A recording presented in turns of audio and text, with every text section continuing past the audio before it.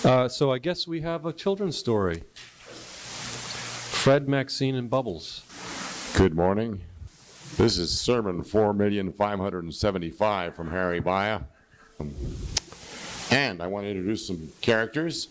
This is Fred the Platypus, P-H-R-E-D. He told me that name, that's why I know the spelling. This is Maxine, who I think of as an emu from Australia. These are both Australian creatures. And this is Bubbles, the newest addition to the family. And I'm not sure where Bubbles is from, but he's been around. And they're all friends. They live together in my room. I'm not sure what they do when I'm not there. But in any case, they're going to attempt to talk. So as each one talks, I will hold him up. That's how you know which one is talking. So first, I'm going to sing you a song.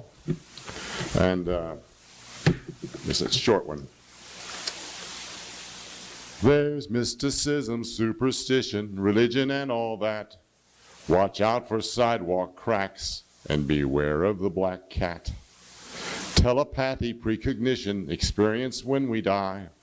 And then there's all this mumbo-jumbo, grand pack of lies. Is there anyone there at all like God or heaven or hell? Do we go on or cease to be after the last bell? I sure don't know, and all I felt is oh so very weak. But I've learned so many, many times, it's so much fun to seek. So come with me, explore beyond the world we know each day. Though here we do find sorrow and joy, is there also another way? And if there is, how could we know? Is it only in our minds? Or is there something we could share? Is there something we could find? I do not know, and I suspect that I never will. But searching for such answers gives me such a thrill. I do not know, and I suspect that I never will. But searching for such answers gives me such a thrill. Hey, Harry, yeah? Don't give up your day job. Okay, friends, today we will discuss spirituality and meditation. Boring. I don't even know what those words mean. Nobody does. A little respect here. Little for me. I'll tell you what those words mean. Hit me. No, I meant tell me. Sorry. We will do spirituality. Spirituality. Hit me.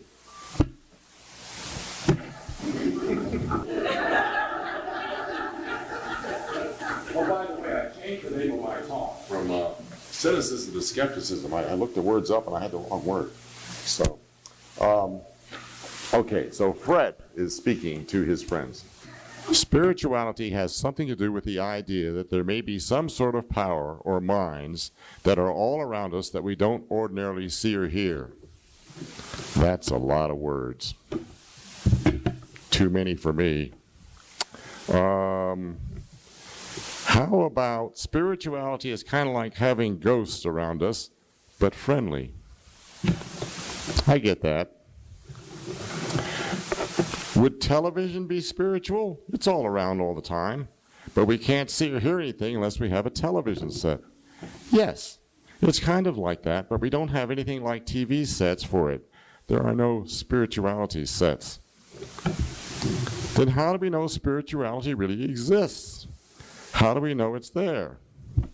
Well, we don't really know for sure.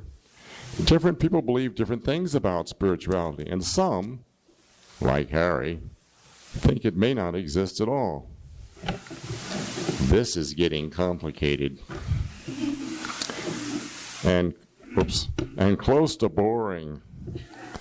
Why even talk about it? Well, it's very important to a lot of people. Mostly adults, I bet. Are many kids interested in spirituality? Well, not exactly, but some adults think kids, especially little kids, are pretty spiritual. Enough of that. What's the other thing? Medication? Isn't that when you're sick? Not medication, meditation. Meditation. Good one. See if you can get him again. Oh, medicization. Is that something to do with Obama? Give me a break here. Is that like hit me? No. All right. Let's see. Okay. Meditation is when you meditate. Oh yeah. That really explains it. Meditation is when you meditate. Right. Thanks a lot. It doesn't help me at all. I still don't know what it is. Hang on, I'm getting there. This is getting pretty long. Can we stop soon? Yes, I'm almost done. Maybe we should stop before he's done. He's probably happy just listening to himself. Wait. One way to meditate is to be in silence. No noise, no voices, no music, as quiet as possible. There are other ways too. Okay, so you're in silence. Then what? How do you meditate? Listen to the silence. You've got to be kidding. No, really. In the silence, you find out what it's like when your mind is empty. That should be easy for you to do. You've got one of the emptiest minds I know. So in silence, you try not to think of anything. Well, if you think about not thinking of anything, then you're thinking. So that does not give you an empty mind. What is this, a silly puzzle? You say meditation is emptying your mind, but that trying to do that does not work? I think this discussion is very near the end, at least for me. Me too. I want to play. I want to play too, but I've got one more thing on my list. Hit me. No, Maxine. Okay. One way to empty your mind is to just notice each thought you have and then don't stay with it. Just leave it alone. See if another thought comes up. It's something you try doing. You do it. Let the thoughts go. You don't think about it in words. You just do it. It's easy for some, harder for others. Try it. Great. Thought, one after the other. What does that get you? It'd be like watching a train that had more and more cars. Well, those who do it say sometimes, after a while, the thoughts stop coming, and then you have an empty mind. But why? Who cares? What good is an empty mind? Well, some people say that after you do it, you feel good. Empty mind and you feel good. Oh, sure. Can I have a t-shirt with that on it? I'll try it and let you know. But hey, I feel good already. Some people say that when you get there, to the empty mind, you become aware of spirituality. That does it for me. Full circle. I'm out of here. Me too. We are done. Thank you for listening. I'm ready to play. Let's go. Let's play hide and seek. Fred, you hide. We just go play, and we see how long it takes Fred to figure out that we're not looking for him. I like that. Hi, Harry. Maxine says, I hope your talk makes more sense than this did. This week I learned the difference between skeptic and cynic.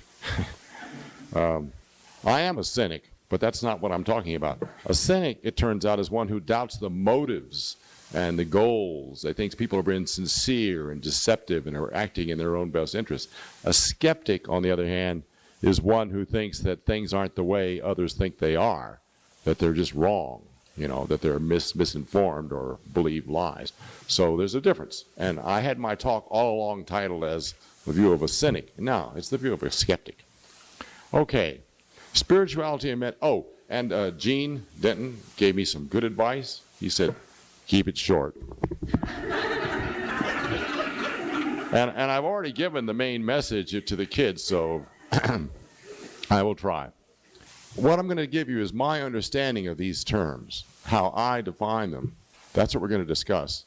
I find confirmation of this choice in the following paraphrasing of a very well-known conversation. Humpty Dumpty said, "When I use a word, it means just what I choose it to mean, neither more nor less."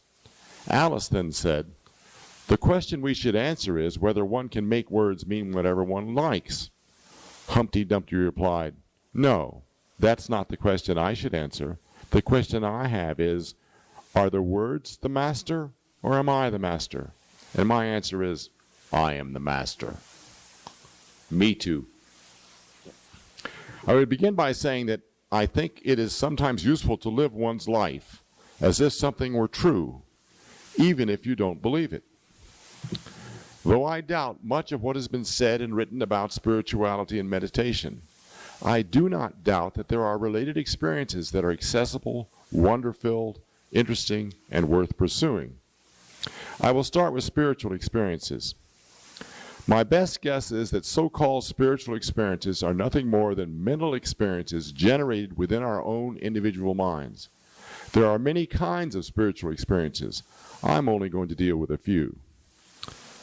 I doubt that there are magical forces, as yet undiscovered by science, that act upon us in ways that cannot be explained by what I call normal reality.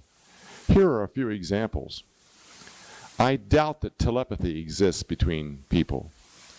I doubt that an individual or group can alter physical reality without using physical force measurable by existing science. Prayer is an example of this. I doubt that anyone has the power of telekinesis, the ability to move things by a mental process. I doubt that anything like true magic or miracles exists. But remember that I think there are occasions where living one's life as if something were true, suspending disbelief, can make life more worth living. Immersing oneself in a good story, like a novel, a play, or a movie, is the simplest example. I choose to allow for the possibility of spiritual forces, of magic, of things that current science cannot explain. I choose to pursue these things as if they were real. I have worked with Phil Ernst and August Lagerman in this pursuit. My perspective in this area reflects my childhood Catholicism, my experience as a spiritual seeker, my 23 years as an active member of a Quaker meeting that met in silence for an hour once a week, and my exposure to a number of people who seem to have found the kind of spirituality I seek. My view is that spiritual experiences are non-verbal experiences.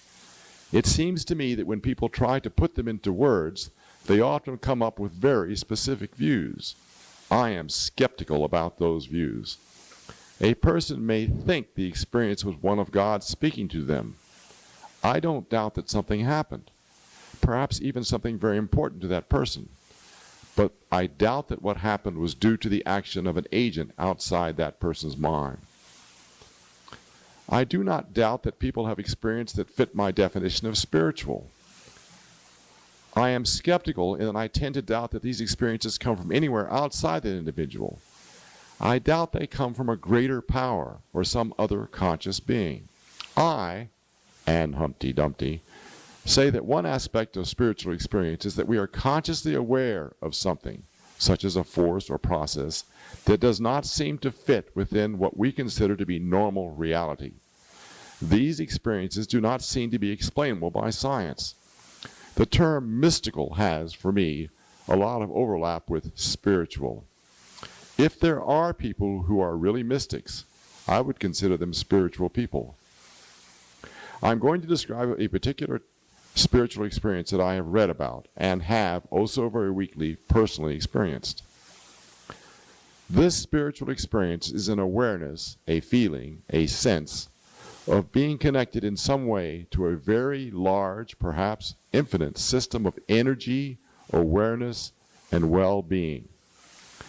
It is a sense of being connected in some important and satisfying way with all the other living beings in this room, on this planet, and at times with all the living beings in the universe. These are just words, thoughts, and I think spiritual experience is non-verbal. At best, these words may evoke in your mind some memory of such an experience, or some awareness of the possibility of such an experience. I have had only glimmerings of such an experience, nothing anywhere near as strong as I would like, and far less than I infer is possible based on reading about and being with people who I think are far more spiritual than I am. A Quaker friend once asked me if I had ever seen or experienced anything that I would call God. I said, no, but I have smelled the beast. I meant that metaphorically, not that I actually smell something. Here is a question that can sometimes trigger for me a glimmering of the kind of spiritual experience I'm trying to express. Why does anything exist at all? For me, that question works sort of like a Zen koan is supposed to work for Zen monks. Not always, but sometimes that can really send me out there. Here is a list of some of the experiences I have had that I thought were somewhat spiritual. Our big orange cat, Chester, died a month ago. He had been ill. One morning, I had a dream that he came to see me when, in fact, he is not allowed in the house. It seemed real. He got on top of me in bed, and I petted him, and he purred. I woke up and guessed correctly that he had died outside during the night. At my first Quaker meeting in a woods about 40 years ago, I felt a strange connectedness with everyone there in the middle of the silence. After the meeting, I spoke to the man who ended the meeting and he told me that my experience was common in Quaker meetings and was called experiencing a gathered meeting. I wanted to talk about it. He said, if you like it, find a Quaker meeting where you live. Then he turned and walked away. During a silence preceding a Quaker discussion group of about 7 people, I found that I could view my friends and everything around me while staying within my empty mind. I'll define that later. No thoughts, just awareness. It lasted for several minutes. I tried to stay there, but it slowly ebbed away. It has never happened again. So that's it for spirituality. Now some comments on my view of meditation.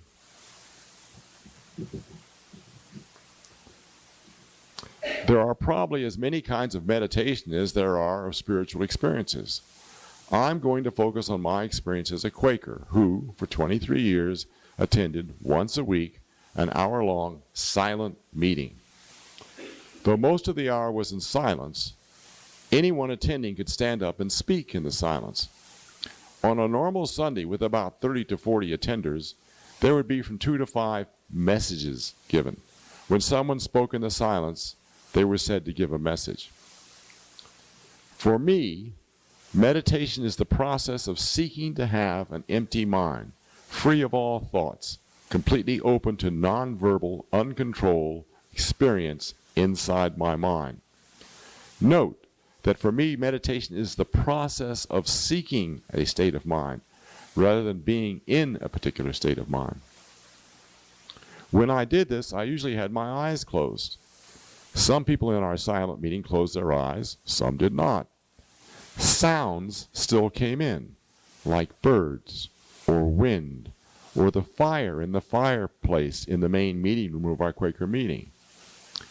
However, when and if I reached the empty mind state I sought, these sounds were rarely a distraction, just present, but not taking much of my awareness.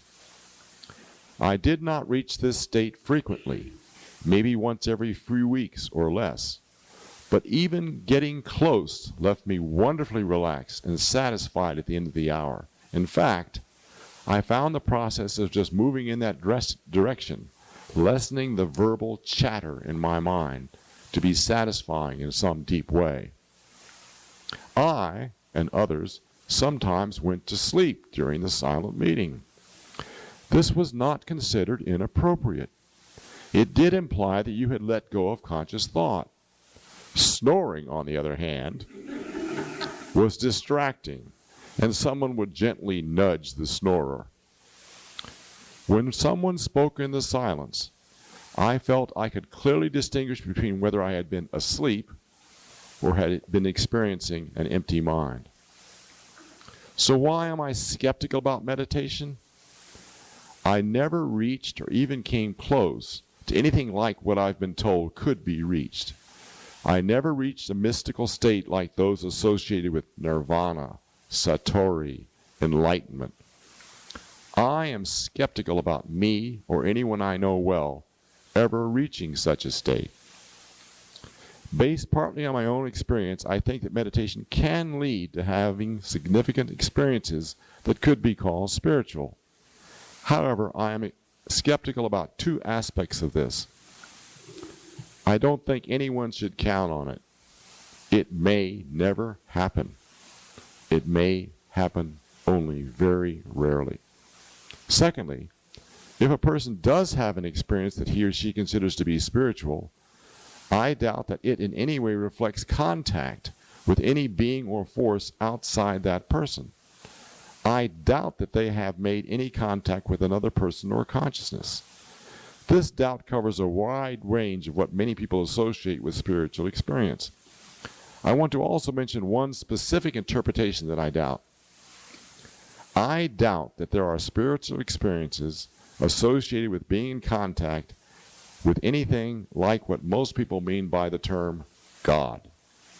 I doubt that anyone can have contact with a conscious, godlike being that is aware of and reacts to such contact. That's the skeptical point of view. I still think meditation is worth doing, but I don't think its primary value is to lead us to significant spiritual experiences. I think its primary value is to help us in feeling better about ourselves and our relationship to others and the universe we live in. Remember, I think meditation is the process of seeking that empty mind. You don't have to get there. I think just the process of seeking gives these beneficial results. I don't mind calling this feeling a spiritual one, but my view is that thinking it means contact with something outside ourselves is incorrect. I might choose to live my life as if such contact with a greater power is part of this experience. Remember, I think it's okay to live your life as if something were true, even if you don't believe it. It may make it richer and fuller and more interesting. But it would be one of those things I choose in spite of my doubts. My skepticism has not blocked me from some interesting experiences while doing what I call meditation. Well, I haven't run out of time yet, which amazes me. I thought I'd be out of time by now. So there are a few more pages. But the clock is ticking, and it's, let's see, it's 11:19, and I don't think I have 10 minutes left, so it's not going to be that long. The first talk I gave here went like an hour and 20 minutes, and people were ready to kill me. They said, "Didn't you know it's supposed to end?" And I said, "I never noticed the time." Okay. I am now going to describe as briefly as I can how I meditate. This is what I ended up doing. Others roll their own. We have the term nonverbal for thinking without words. We can think nonverbally. Some examples are the kind of thinking that is sometimes done by mathematicians, musicians, architects, and many kinds of artists. In both kinds of thinking, we are consciously controlling our thoughts. We don't have a word for being aware, awake and conscious, without having consciously controlled thoughts. Most importantly in this context, we do not have a term for being awake without thoughts, a mind of pure awareness. I call that state the empty mind. When I meditate, I have the intention of getting to a state of consciousness where my mind is empty of thoughts, of getting to where I have an empty mind. I begin the process by having the intention of turning off my conscious control of thoughts. I want to get to a state of mind where I am not consciously controlling my thoughts. I am sometimes able to do this. I'll call this the no control of thoughts state of mind. It's a step in the path to an empty mind. Getting to that phase Getting to that state is phase one of my meditation.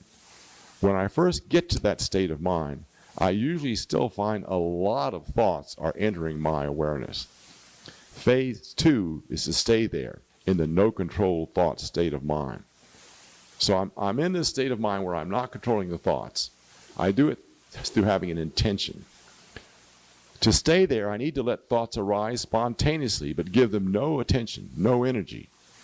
In phase two, I am having thoughts, but I am not controlling them. If and when I can continue in that state, my experience has been that fewer and fewer thoughts arise. If I can stay in the no control of thoughts phase, the number of thoughts entering my awareness begins to decrease. Sometimes this process continues long enough to reach phase three, the empty mind. With an empty mind, I am still awake and conscious, but there are no thoughts, just pure awareness. When you're in this state and you come out of it, you don't know where you've been. You can't remember that you were in there because there's nothing to remember. But you're aware that you were fully awake, and so you must have been there, and also you feel different. Whether this takes minutes or months depends on how much time I give to it. It may take months the first time. I think it took me months. I don't know how long. When I am meditating regularly, as I was as a practicing Quaker, I may reach this state in a few minutes, though during most 1-hour silent meetings, I would not get that far. Note the somewhat paradoxical nature of this. I have the intent of having an empty mind. However, if I think about trying to have an empty mind, then that's a thought, a conscious control of my thoughts. Thinking about trying to stop thinking is just more thinking. The thought itself prevents success. My meditation consists of seeking a way to have that intent operate without thinking consciously about it. It's a non-verbal experience. Trying to put it into words, as I am doing here, sounds somewhat like nonsense. Still, I am telling you that I have found it possible to do. So you kind of have a vague intent in the back of your mind, but you can't be thinking about it. And the thoughts are coming up, and you don't want to give them any attention. However, what happens is you do give them attention. So you suddenly realize, oops, I'm not doing it anymore. I'm off on a thought. And sometimes you get some great thoughts. And sometimes in a Quaker meeting, those thoughts put you on your feet speaking. But the idea is to not have those thoughts. And when you realize it, you've lost it. And of course, there's no barrier to losing it because you don't have a thought in your mind that says, don't do that. What happens is something comes in your mind and off you go. I developed this approach more or less on my own. I had read and heard words from others attempting to describe their approaches, but I had to find my own path to an experience that did not have words in it. I don't think meditation can be taught. I think the best that can be done is to provide some very limited guidance and then encourage the seeker to spend time in silence, looking for whatever they can find of value there. Listen to the silence. Now, I realize that there are many, many different schools of thought, and people do teach meditation and Zen meditation and yoga meditation. And so this is just where I'm not saying that those approaches don't work or are wrong. I'm just telling you how it looks to me based on my experience. I very much enjoyed preparing for this talk. At one point, it was like 4 hours long, I think. That was... Yeah. Thank you. Thank you for that experience. That's it.